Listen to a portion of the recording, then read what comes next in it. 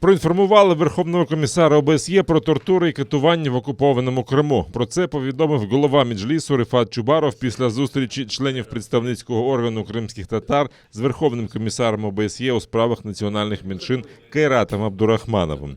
За словами Рифата Чубарова, мова йшла про життя та безпеку людей, репресії та переслідування кримських татар, звільнення кримських політв'язнів, витіснення кримсько-татарського народу зі своєї землі, колонізацію Криму з боку Росії.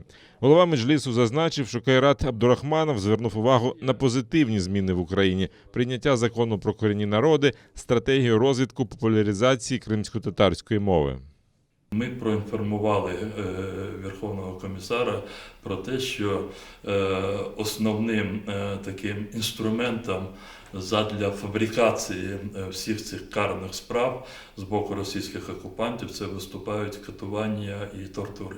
Зрозуміло, що путінський режим і взагалі Російська Федерація вони будуть і далі намагатися уникати обговорення будь-яких питань, в тому числі питань звільнення політв'язнів Криму. Тобто все те, що пов'язано з Кримом, вони будуть уникати і далі цього обговорення, оскільки так вони демонструють, що нібито Крим є їхньою територією. Тобто вони нібито говорять не лізьте в наші внутрішні справи.